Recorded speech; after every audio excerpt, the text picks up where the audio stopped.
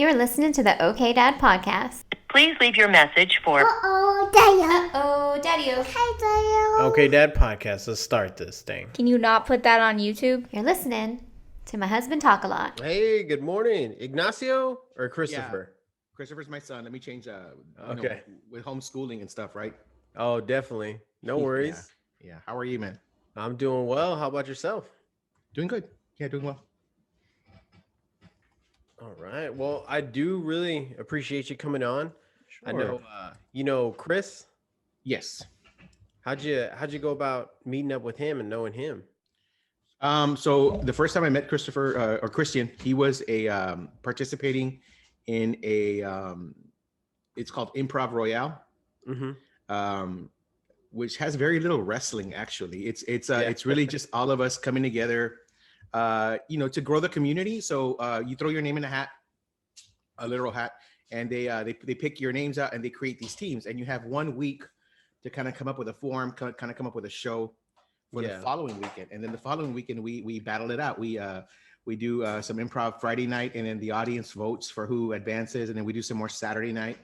And then we have the finale, And so Christian was in this troupe that they were doing, their improv was like he was watching TV or something. And he'd hit the channel change button and a new scene would start, and that would go on for a while. And then he'd hit the channel change button and another scene would start. And there were certain, they asked from the audience, can we get some suggestions of 3 channels that Christian could be watching? So he was watching like the Home Shopping Network, ESPN, and like Home Improvement or Home and Garden TV. So that's when I first met him. And he was kind of, unassuming, quiet. He would, sometimes he'd show up, sometimes he wouldn't show up. But then I started following him online, and I'm seeing like this guy's doing a lot.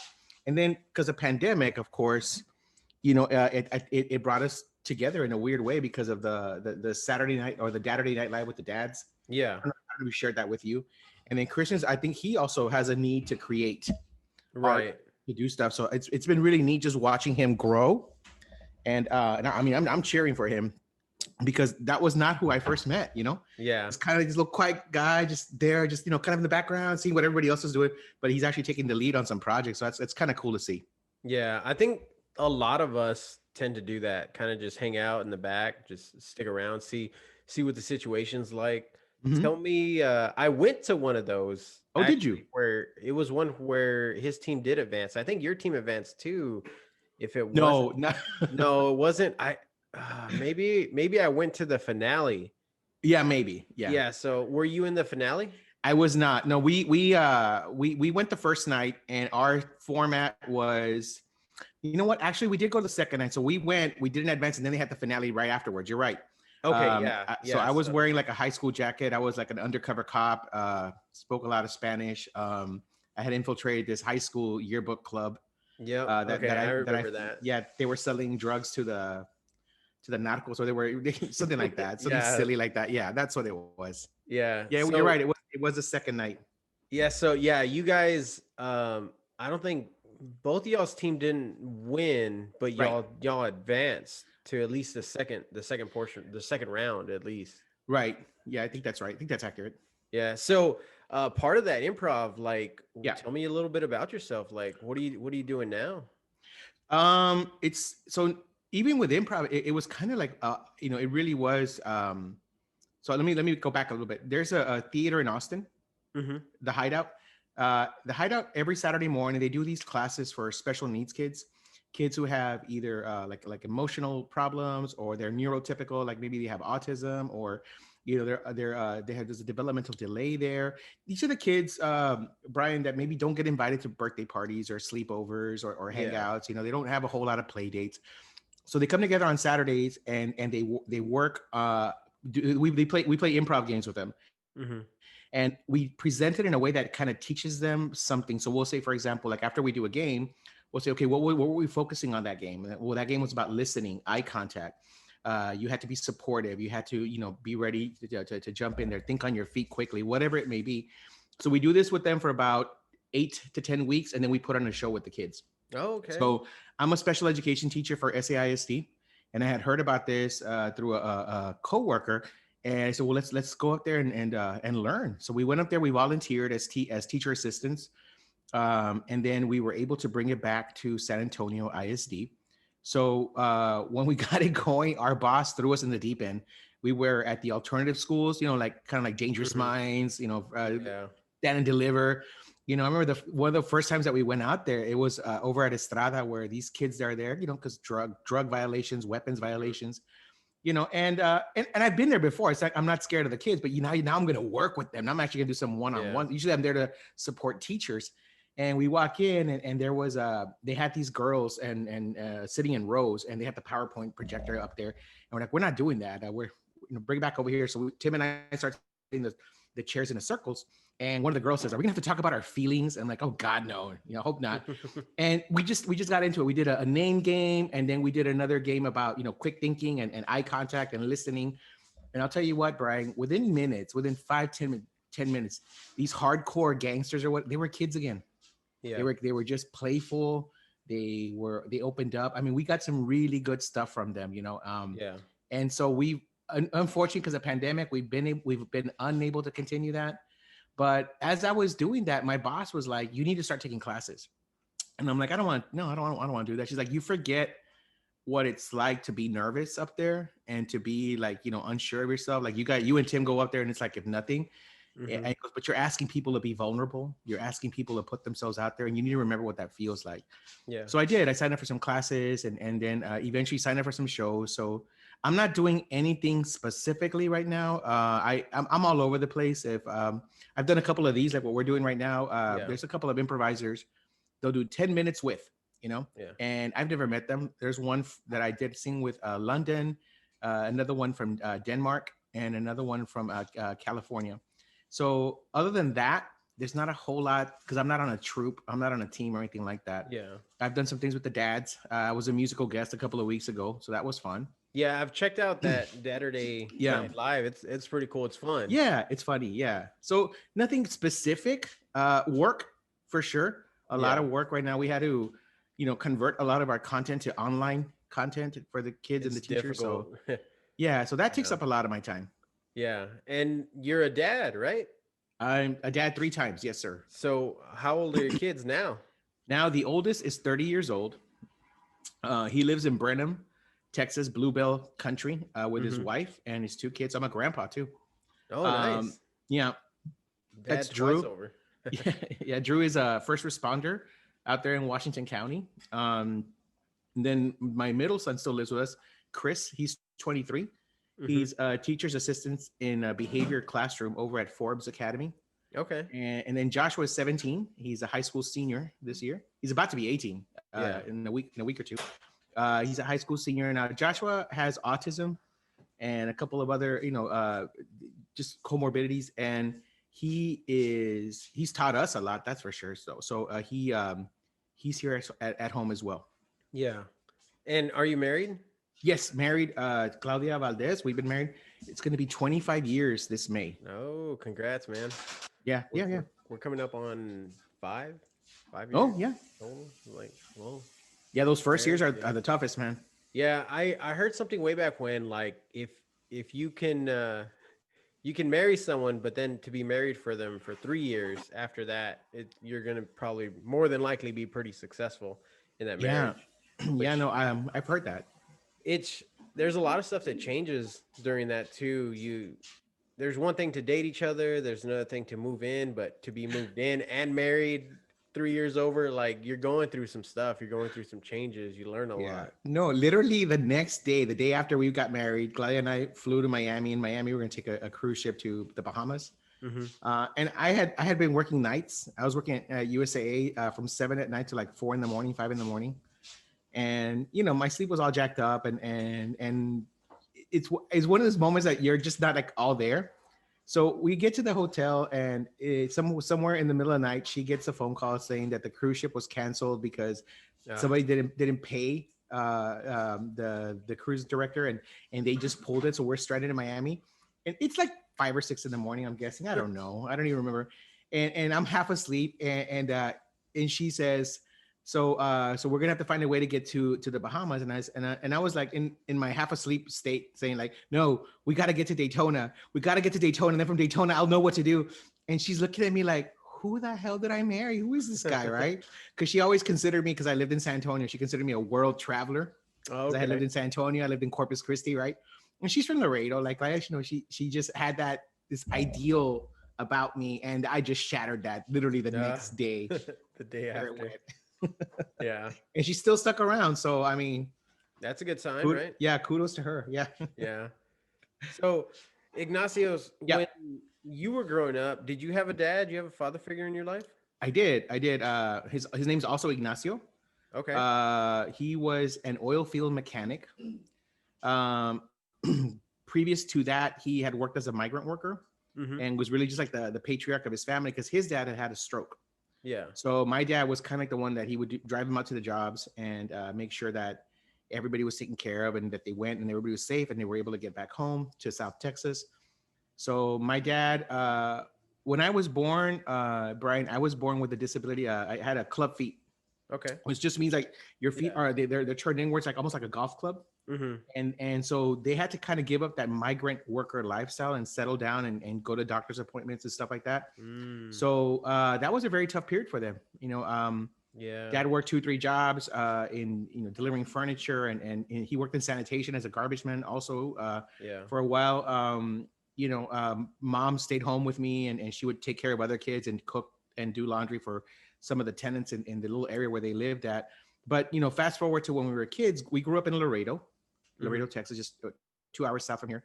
Dad was an oil field mechanic. In '85, when the oil bust happened, that these companies went under, he went to go work with my mom. My mom's always had this little store, little tiendita, for as long as I can remember. And they had a go of it. They ended up working together. Dad never went back to the oil fields after that. Yeah. He kind of stayed there with her. Eventually, he became a deacon in the Catholic Church. Oh wow. So yeah, so that meant he had to go back and get his GED. Yeah. And was he religious before then? It was one of these things where they were religious in the sense that for sure Christmas and Easter, right? Yeah. And then they tried their best to attend regularly. I was an altar boy at a very young age. They weren't as hardcore as they would become.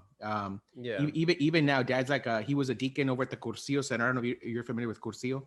No, I'm not. Is that in San Antonio? It's worldwide. It's basically like a group of people, and they hold these retreats, and they try to develop a lot of just the communities and forwarding the Catholic cause or whatever. So he was a deacon at the church that sponsored that program. And he was very heavily into it, but he's gotten older, so he's pulled back a little bit now. He's at Our Lady of Guadalupe in Laredo still, and yeah, he's mom.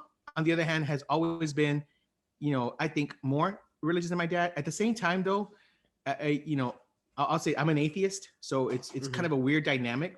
And I didn't get there overnight, because at one point I was studying to be a priest, even, right? Oh wow. Believe it or not. And it's like it's uncomfortable, and we haven't really had these conversations together. But sometimes, like when Dad and I talk, it's just very respectful. But at the same time, it's like we don't probe or go too far.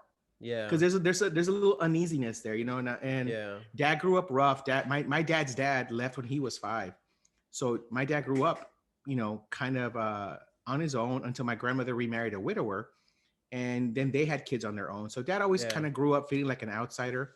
And I think part of that has made him, just to me, like, when you say self-made man, like I think of him, it's like whatever obstacle came his way, he was able to overcome it. And I also, I want to credit my mom for that, because I did see her just like always having his back and supporting him and whatever it was, So I did grow up with a dad, tough guy, very much about hard work, and that whole ethos of hard working. There wasn't, we didn't get summer break or spring break. We had to go to the store. We had to go work the tiendita, and even when the store was closed or whatever, we're mowing lawns, we're cleaning house, we're cleaning gutters, you name it. That was just like the way it's been. And they're still like that.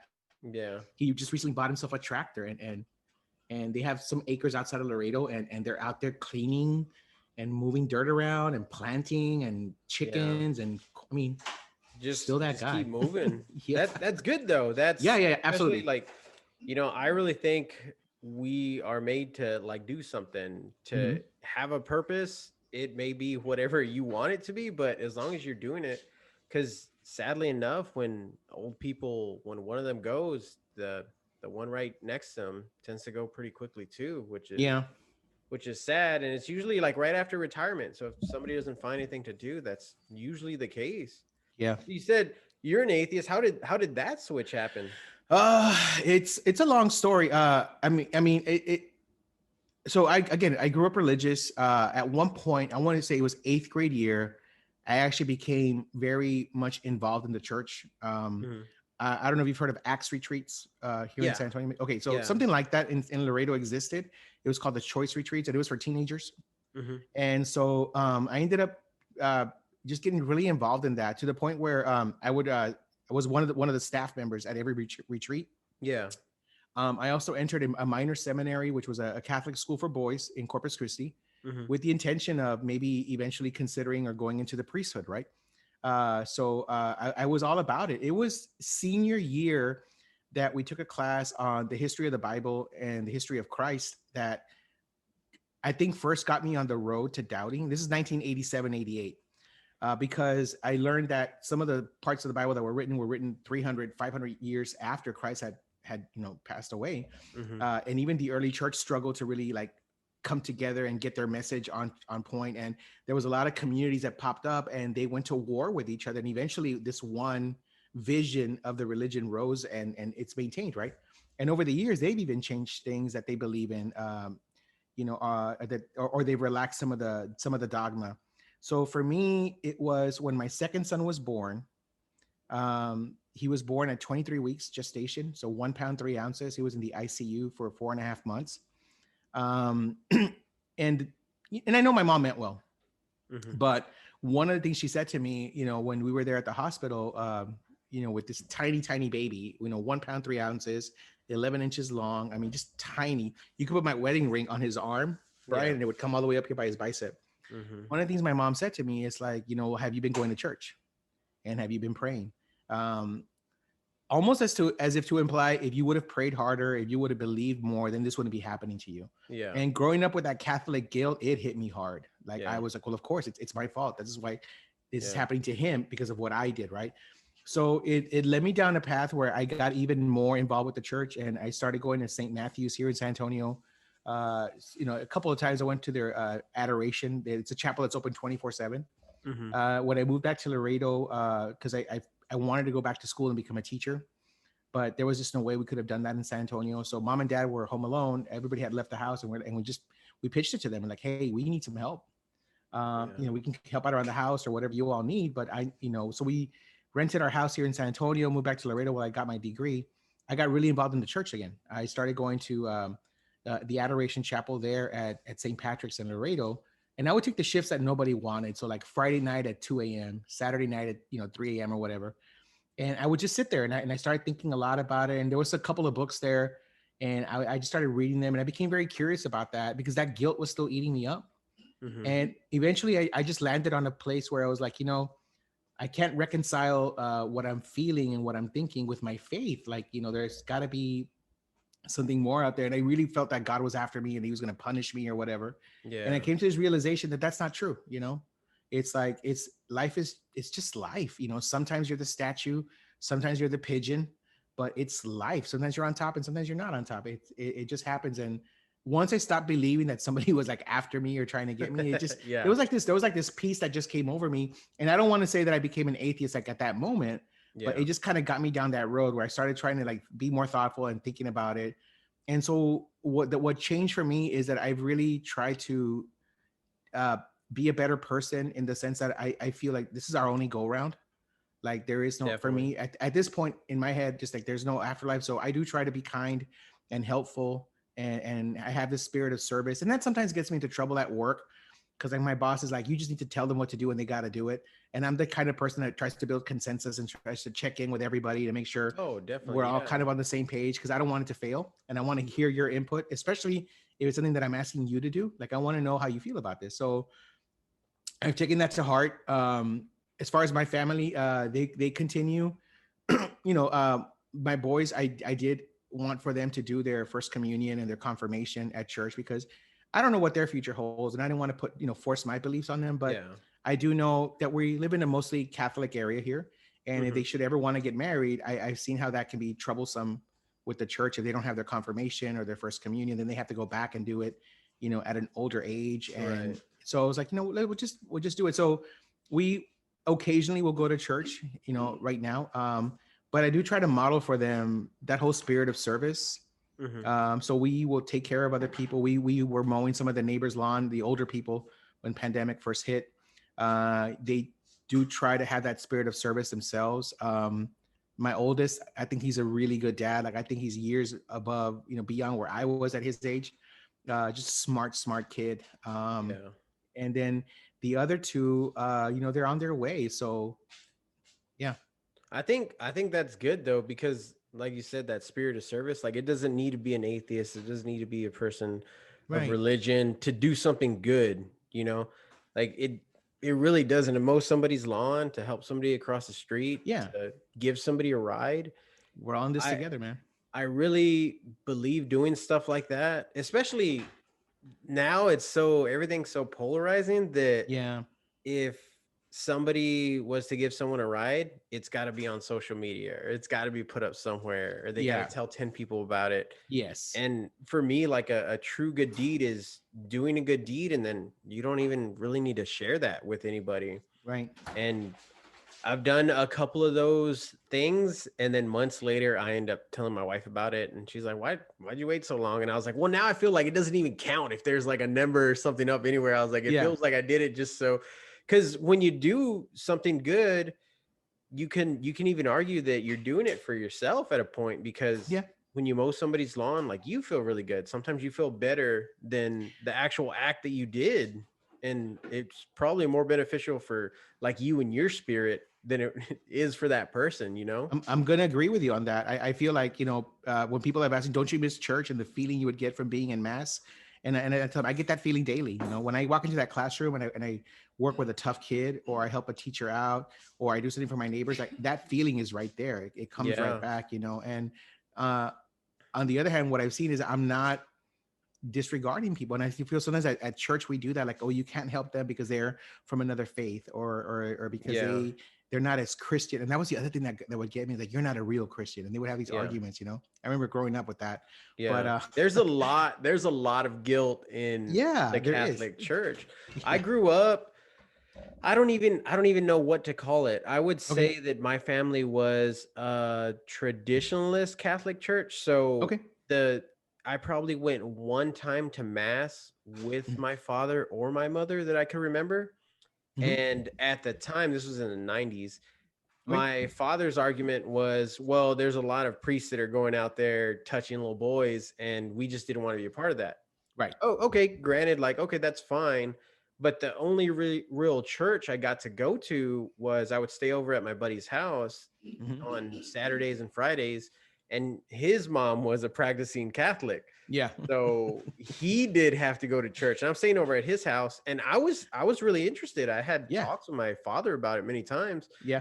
But we just never got up in the morning and went. So I'm interested. I'm like, all right, I can go. And that's when I didn't even realize, like, hey, some of these classes, like, people had to pay for, and I'm sitting there and they're like, no, welcome, like, come on in. And I'm like, oh, okay. And I was probably, I don't know if you would call it an atheist or agnostic. I had no idea. I knew I wasn't smart enough to know the answers to the world growing up. But I knew what a good person was. I knew what a bad person was. In my head, I thought, in my teenage head. So I was middle school, high school, staying over at my buddy's house, and then on Sundays we'd go to church, and it was kind of like an Acts thing, you'd go and you'd learn, and that's when it kind of hit me. It was like, hey, I'm doing a lot of these things that we're talking about, being a good person, not lying, the commandments. I don't kill anybody, and that's when I was like, I don't really think you need to be a Catholic or a Christian. At the time, all I knew was like Catholic, Catholicism. Right. You don't have to be practicing just to be a good person. And all I knew about it at the time was what I heard about everybody else. I had a really good friend of mine who always went to church. He was big in that act stuff, going Yeah. to Sunday school. And he ended up flipping around and just like totally, hey, you know, I'm not about this Oh, wow. anymore. And I was like, oh, cool. Like I still wasn't going that often, but that's as much as I knew about it until that kind of, like what you're saying. There's a lot of like judgy Christians out there that are saying Yeah. Christians, and I kind of just strayed away from it pretty often. And up until recently, I was like, you know what? Let me give it another try, because Okay. there's a lot of people that are saying like some really bad things about it. And the place that we're going to, early on, like we didn't see any of that stuff. So Okay. that's when I was like, okay, there's misconceptions. This is when I just started learning Right. life. There's misconceptions and interpretations that we have on ourselves, Yes. because the people around us are perpetuating those. Right. And I really do refuse to like have any kind of conversations of something that we really are passionate about, unless it's face to face, unless you're Okay. going to come over for dinner. Because when people argue about stuff, whether it's over text or social media, it's hard to get anybody's like real perspective Right. across. And people can log off, they can delete you. Right. And there was a lot of that going on too after this like last political year. Yeah. And I think it's really good to like get face to face with someone and get their perspective on it, because it's true. You know, you're gonna sit down and have a conversation rather than people chirping in Yeah. the background, telling you going for one way or the other. And the ultimate goal of conversation is so we can learn. Like I'm still Mhm. learning about a ton of stuff. Absolutely. I got a ways to go, but at least like being open to it, like you said, thinking about it, rather Yeah. than somebody telling you like, hey, it's because you haven't prayed, or hey, it's because you haven't done this. Yeah, that hit really hard. Like that hit really, because again, yeah, all that blame, fell on me. I won't get into arguments with people about that. If they come for me or they want to have that conversation, that's different. Yeah. But I'm still friends with a lot of people that I grew up with and in the church and stuff. And a few of them are studying to be deacons, or they're one of my closest friends. She's the music director in Beeville at that Mhm. I think it's St. Joseph's in Beeville. She's a musical director there, and her posts are always something religious, right? Always. Yeah. And I don't ever like jump on there and get into it with her, because Yeah. that's not who I am. But if she like goes over to your house or something, like more than happy to have a conversation. if she right? wants to have that conversation, Yeah. because I think we've had conversations before, and we're kind of in a good spot, and Yeah. I've told her this. I would like to believe that I'm still open-minded about it, and we'll see where I'm at in 10 years or 20 years or 30 Yeah. years, right? But as of right now, this is kind of like my reality, and I do try to be that person that helps others, no matter what. That's something that I think will never go away for me, because and I'm sure I get something out of it too, right? To help others, for sure. Definitely, yeah. That's for sure. But that's the way that I kind of see things. It's like I said before, we only get one go round, so I'm going to try to make the Mhm. best of it for me and then for others as well. Yeah. I remember, I don't know what book. I think it was How to Have the Impossible Conversation. I forgot who wrote it, but I read that book about a Okay. year and a half ago, because I was having some difficulties at work trying to communicate to like the leadership team. And I was like, you know what? I need a whole new perspective on this. And so Okay. I picked up that book, and one of the things it talks about just having hard conversations. Mhm. There's a lot of controversial topics that it talks about for examples, but one of them was I think Neil deGrasse Tyson, or whatever his Mhm. name, that Yeah. scientist, and Bill Nye. They are atheists, and they asked them like, "Hey, what would it take for you to believe in God?" Right. And Bill Nye said, "Evidence." You Right. present evidence, he'll start believing in God. Neil deGrasse Tyson said, "Nothing. There's nothing to Oh, change his wow. mind." And that was one of their examples that they used, because if there is something like Bill Nye saying evidence, okay, so that means he still has that door open. Like Right. if something comes in, it can change his mind, versus someone like Neil deGrasse Tyson, who is saying there's absolutely nothing. It's So interesting. yeah, so in that case, God could come down and talk to him and he wouldn't believe. And knowing the difference between the two of those, like when Yeah. you're having those conversations, like, hey, are you having a conversation with Bill Nye, who is open Right. to, having this discussion? Or are you talking to like a Neil deGrasse Tyson, who's like, no, you can present me with straight facts and he would Yeah. not believe, regardless of what it would be. And I thought that was interesting because Yeah. it's true, like, especially during the season, there's so much facts about Trump. There's so much facts about Joe Biden, and yet some people pick a side. But Yeah. like we said early on, it doesn't take a side. It doesn't take a religion, any of that, to just be a good person. Right. It's so Yeah. difficult. But man, that's really hard. I would feel like you did, destroyed, kind of like if my mom Yeah. told me that. And man, You know, since you're able to kind of have these discussions, be open with your friends and even your own sons, do, do you think there's any possibility that it can still be open for you and your dad to just have conversations about it, or is that topic kind of just off the table? it goes deeper. It's funny you say that. A couple of weeks ago, I took some groceries to my mom and my dad because they live in 30 minutes outside of Laredo, Mhm. and there's a Sam's there, but there's only one Sam's there. So mom tries to get into that Sam's, like a 2-hour wait. Ooh, And then once they make it into the Sam's, it's whatever they need. that's in Laredo. It's in Laredo, yeah. Oh man, That's in and whatever they need is pretty much it's gone. And of course, when you're out there the whole time, you're exposing yourself to others, right? So I'm like, Mom, don't do that. Like, there's Sam's here in San Antonio. We have a bunch of Sam's. I'll just send me the list of what you need. So I went down there and I dropped some stuff off to them, and we're having a really nice conversation. And all of a sudden, it turned. My dad mentioned something that he's like, I feel like you treat others better than you treat me. And it kind of floored me for a little bit. And I was like, all right, like, where's this going? Right. yeah. And we started kind of having that conversation. And so one of the things that I didn't mention earlier is my dad's discipline style was, getting the belt out, spanking you with his hands, punishing you, making you kneel down for hours or whatever. I remember being 11 or 12 years old, crying in a corner somewhere, thinking, whenever I have kids, I'm never going to do that to my kids. I remember having those same exact feelings. Like, Yeah, I don't know what compels an 11-year-old to think about having kids at that point, but I will say this: to this day, I've never, hit my kids. Now, my wife will tell you that I have still, hurt them in ways like I get loud, I become sarcastic. I've said some unkind things, and I've had to really reflect on that myself and think about, like, where does that come from, right?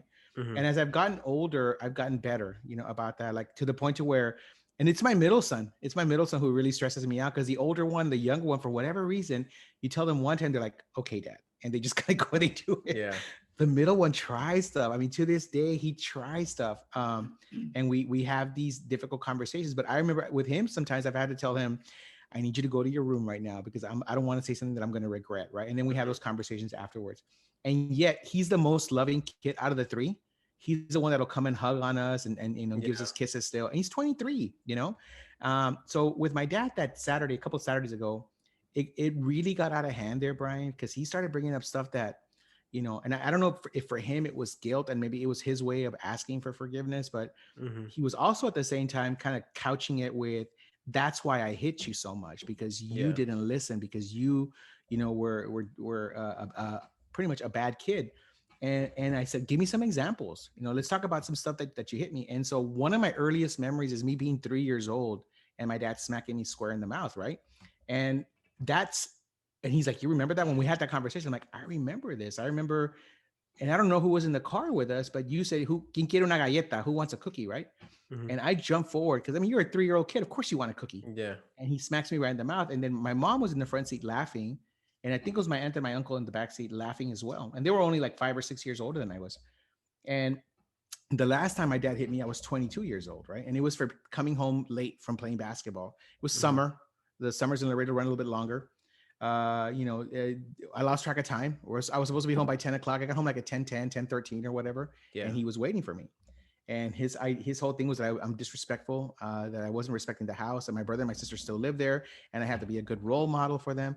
So, fast forward to a couple of Saturdays ago, and it was really he was bringing up examples of stuff that I did as a kid when I was 3 years old, 5 years Mhm. old, 7 years old, 11, 14. He was just bringing up these Yeah. examples, stuff like you were supposed to come home and lock yourself in the house till we got home. And instead you were out front throwing the baseball around with your brother.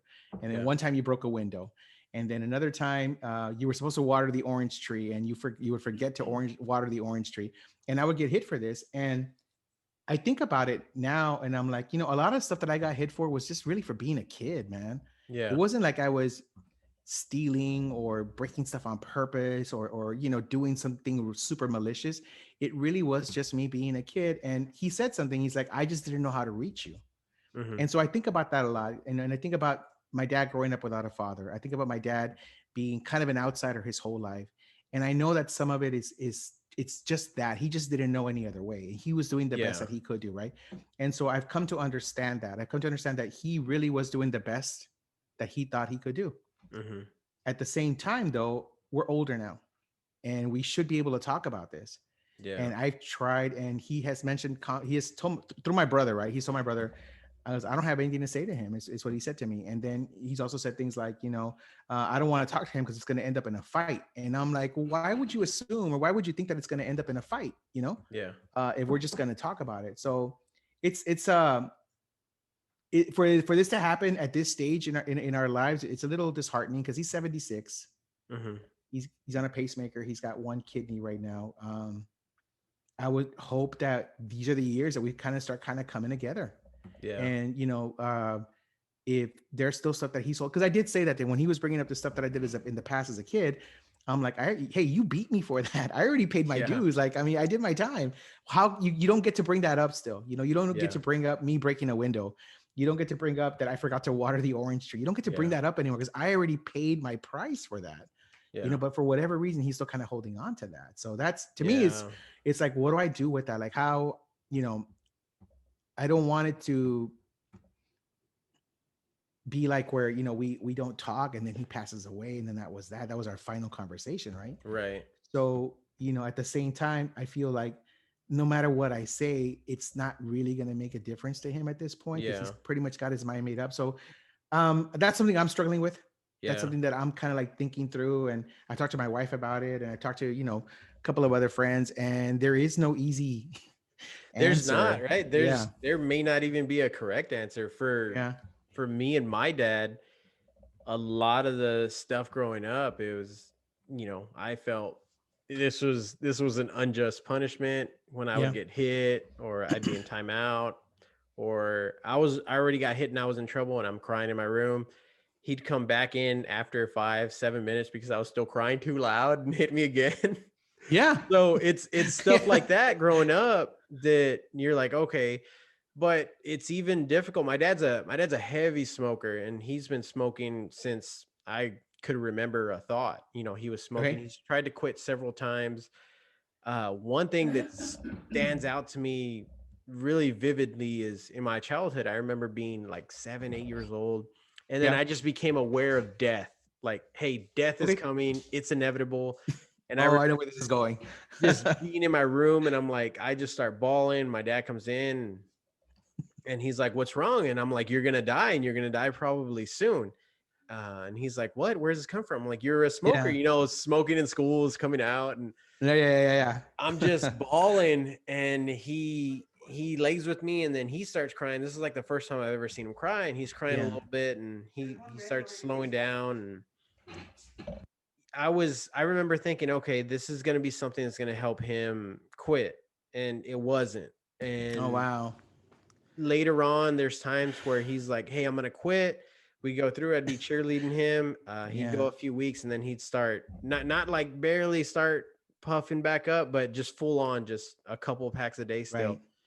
And I have this conversation with him. It's even tough now because if you were to go to his apartment or his truck, like there's a very heavy smoke smell, and it affects the kids when the kids are there. Like my son's like the whole ride back with me, or like I didn't want to bring people over because there's a heavy smoke smell. Having a girlfriend or borrowing a jacket from him, people would ask me like, do you smoke? And I'm like, no, I don't smoke. Like, why are you saying this? And I was so used to that smell. Right. I never realized that I smelled so much like that. Yeah. And like growing up, talking to him now, I can kind of see the same thing because I feel that vibe from him. Like, hey, you probably treat other people better than you treat me. And even visiting him, it's difficult because it's got to be just me because I'm worried about my son, like being there too long. Yeah. I really asked him to come over more. And I've had several conversations with him, like pleading, like, hey, we'd come over a lot more. And even when he tried stop smoking this last time, I'm like, yeah, like you're doing really good. You're a month on. This whole place is starting to smell a whole lot better just by you not smoking here. Right. Give it another month, I can probably start bringing the kids over and we'll be here and we'll have a cup of coffee and he'll start up again. Something sets him off. Yeah. And we have similar conversations where he's talking to me about things that are pretty tough and troubling him. Right. That he's just not changing his mind on, or he feels he was in the right, just like your father does. Right. Yeah. And I have those same things with my mom. My mom's a very much of a martyr where like, hey, can you come, that very like Chicano in her comes out. Yeah. That's how my grandmother is. That's how a lot of the females are in like my family, my family on my mother's side. And it's difficult growing up with them because my wife is very much, they wronged my wife in several ways. And my wife, that's to her, like, no, you did wrong. Like, there's no excuse for it. One strike. Yeah. And in her minds, she didn't have a choice. She was a kid. She was a child when these things were happening. And I want to say she's forgiven him, but she hasn't excused it. Right. So like, you're forgiven, but it doesn't change the fact that what has happened. And there's a lot of things where she just doesn't reach out to her family for a ton of stuff. And for me, I'll come back home after visiting my dad or having a conversation with my mom or my dad. And she's like, they don't see how forgiving you are. And if it was me, like I would have stopped talking to all of them years ago. Wow. And because it's troubling, like hearing that from your mom about your son who's that tiny. It's not the time to even bring up religion in that manner, which that'd be heartbreaking. And there's stuff also too, I was already kind of thinking that, because you grow up Catholic, right? But it's already kind of like, so for her to say embedded that, in you, right? Like why now? Like if I'm thinking that now, here it is, my mother right behind me, just validating that guilt. Yeah. And there's so much things that have happened over the past 10 years. My parents broke up too, and I'd go over to my family's house and on my mother's side, and every big male role model for me growing up would have something bad to say about my dad. And not in like, hey, he's a POS or something. They'd say just like a quick joke jab at him.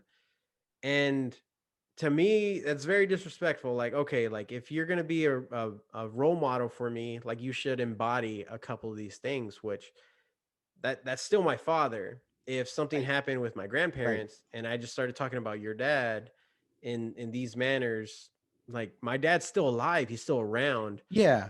So for me, I'm like, okay, I let that slide. And then it got to the point to where everybody kept saying stuff so often, anytime I would go around, because in the Hispanic culture, you visit your family once, twice a week, right? You don't even need to tell them you're coming. You can just come in. And that was me. I used to go all the time. Whenever I had extra time, I'd go to my grandparents' house and just say hi. And they were saying so many bad things that I was like, you know what? I'm just going to stop going until you guys start just acting correctly, like acting good, acting genuine. And I didn't want to tell them that that's what I was doing. And so when I would go over, there would still be another jab or something. So I'd leave for a couple more months. And when I have time, I'd come back. And I told a cousin of mine, and he told his father, and his father was like, well, I've never said anything bad about him. And he told me that his dad said this. And I'm like, last week he said something about my dad. Yeah. And he went back and told the family. So later on, I started going back to gatherings and stuff, and it kind of went away. Yeah. But my wife, one thing that has stuck out to me in my head every time I deal with these kinds of like family situations, Hmm. she told me like they have no idea how forgiving or gracious you are Right. towards them, because so many things that they do affect you so emotionally, so hard. Yeah. Yeah. Yeah. And you know, when you have that conversation with your dad, when you come home, he's not even thinking or seeing or hearing anything that's going on in your heart or in your head. He's not seeing any of that. So he doesn't see you're even struggling with this, which Yeah. is difficult, because then we go back and try to like, hey, this is what I meant, or this is what I want to talk about. And since their minds are already made up, Yeah. it's difficult to, like I said, reconcile, to even come to an understanding, like, Yeah. hey, this is how I want the last, time of our lives to play out. Yeah. And they're still focused on you doing something bad when you were a kid, Yeah. or they're trying And to justify their actions from back right. then. And I was really proud of myself because I didn't yell or get aggressive with him or anything like that.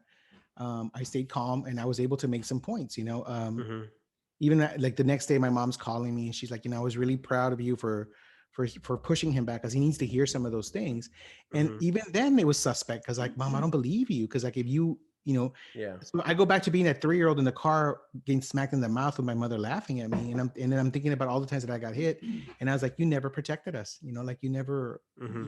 because because when I see my wife coming for me saying, hey, like when you yelled at Chris, that was inappropriate, or you went too far with that, like she's looking out for them, Yeah.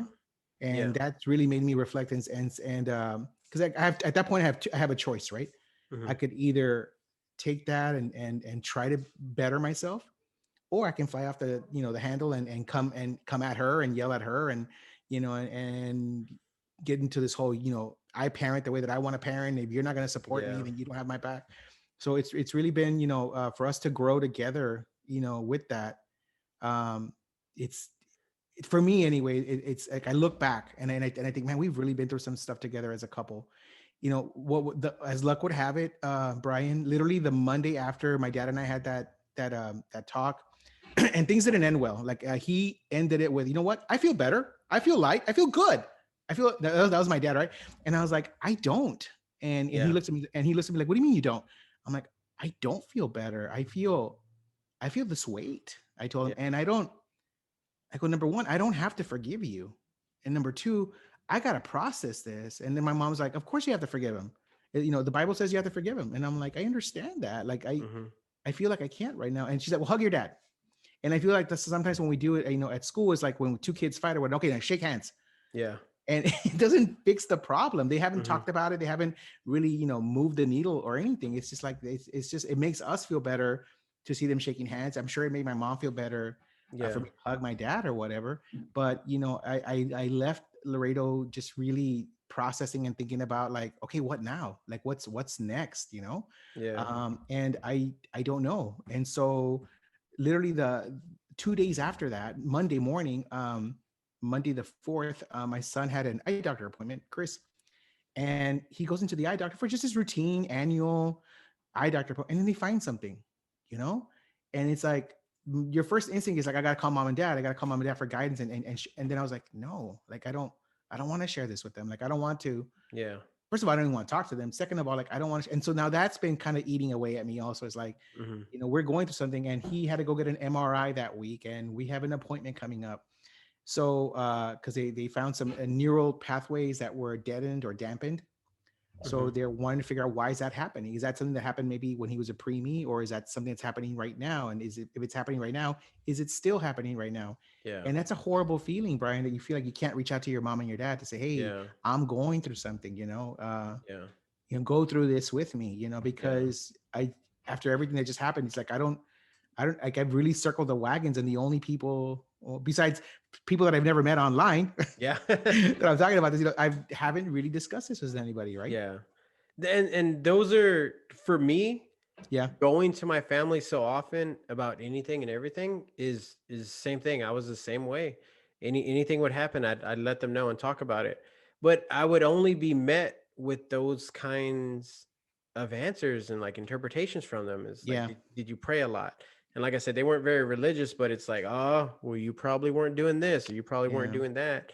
And as we get older, and it's not an age, it's just a moment of understanding the things that we want to share with people, or the people that we feel close to, the people that we trust. So now we got a pretty good, I think, close friendship with Okay. a couple of our friends around the area, and sharing things like that are super serious, or things that are just fun about your own family, and not being met with like, well, that's probably happening because you didn't pray, or hey, like that wouldn't have happened if you would have done it, if you would have done A, B, and C.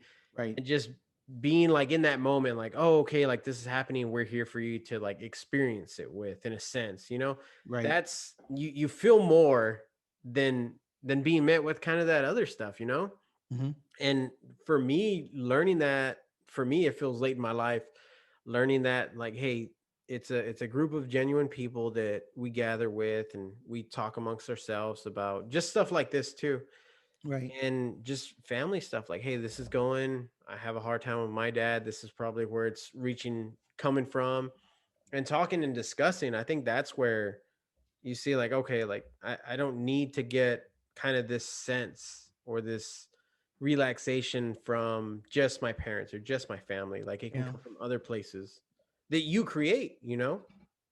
Right. Right. Man, that's heavy. A lot of that's heavy.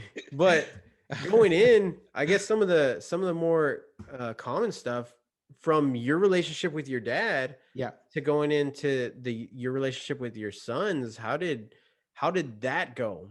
Was it completely like flip flop from your dad raising them? I would like to think so. I think though sometimes I've kind of overdone it. So being a young dad, I was, we didn't want to put him in daycare. So I worked nights. I worked from 7 at night to 4 in the morning, and my wife would put him to bed a little bit later. So maybe they would sleep to like 8:30, 9 o'clock in the morning, let me sleep a Yeah. little. And she would work 8 to 5, right? And so, we made it work, man. We made it work. But then one of the cool things about that, and also being a young dad at that point, was that once I was up, I had them all to myself. So we could Yeah. do stuff together. So there were days where we'd go to Chuck E. Cheese on a Wednesday, Uh, at 11, at 2, at whatever, right? We had it all to ourselves.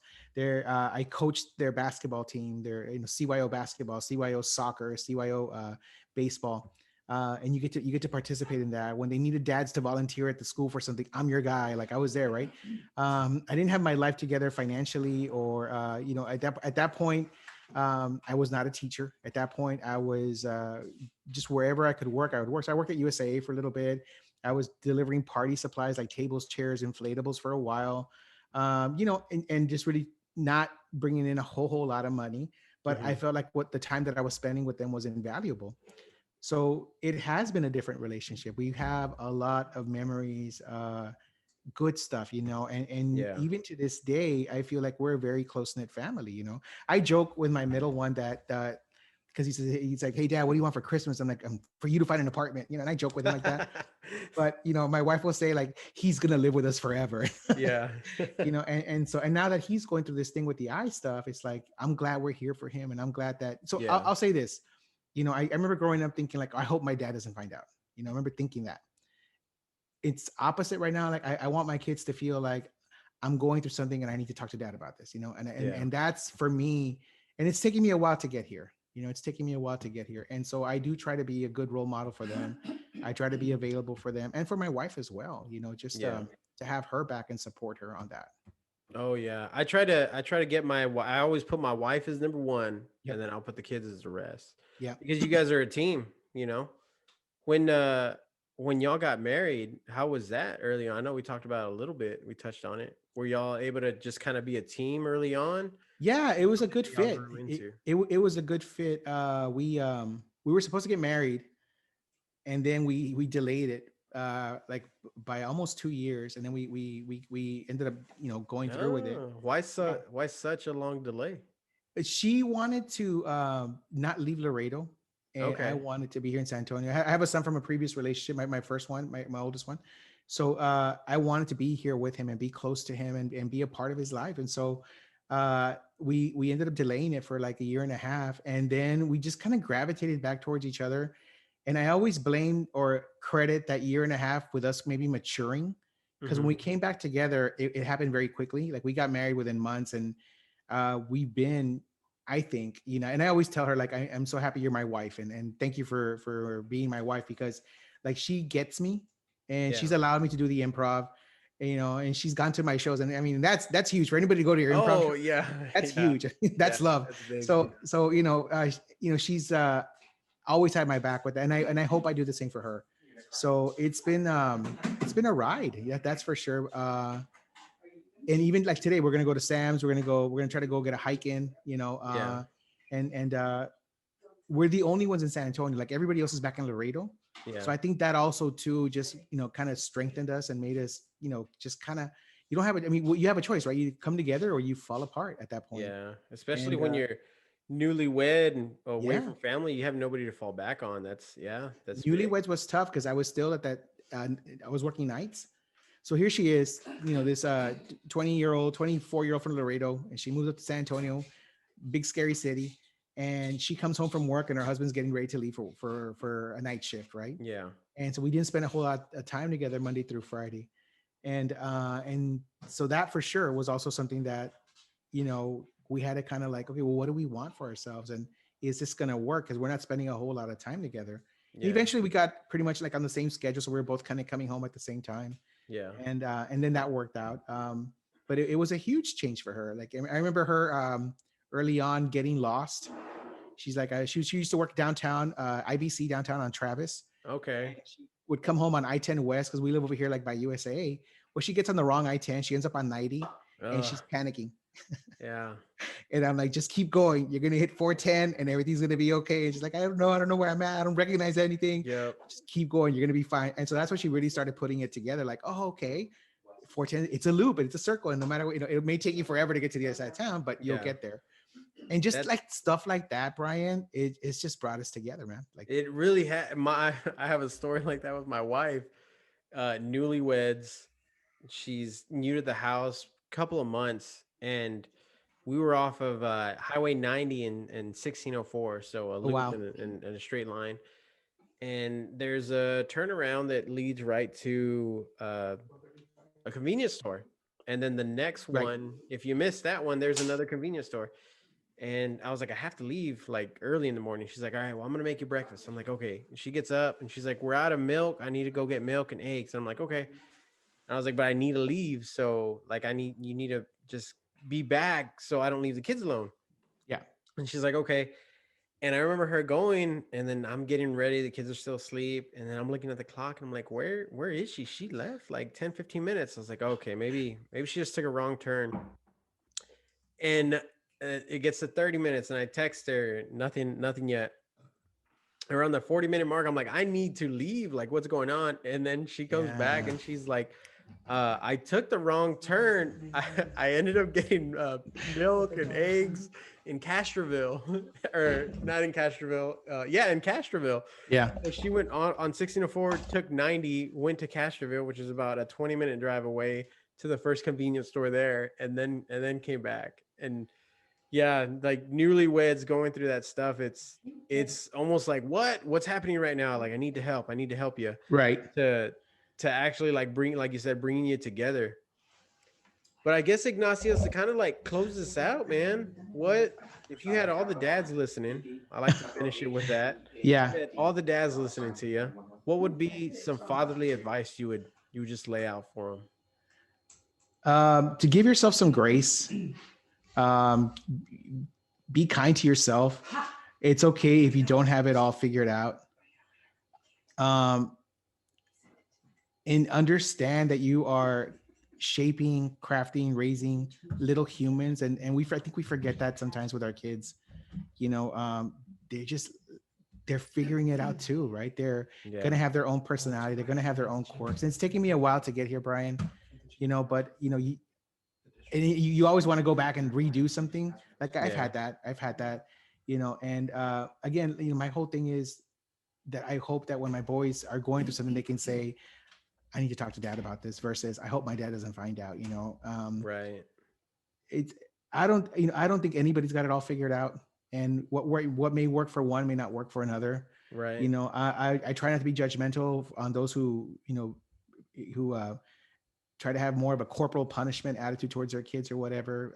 I know for me that didn't work because I did bring that up to my dad also. I'm like, look, he said, I hit you for this and I hit you for that. I'm like, and it didn't work. Like I still, I would still go out there and I was, Nessie or whatever. So I don't know. It's a great question, man. Like it's a really great question. I'm thinking that it's just that to be kind with yourself, give yourself some grace, and then realize that, you are, whether it's with your kids that you're raising little humans, and then with your wife, that she also has her needs and she also has things that she, her dreams and things she wants to accomplish.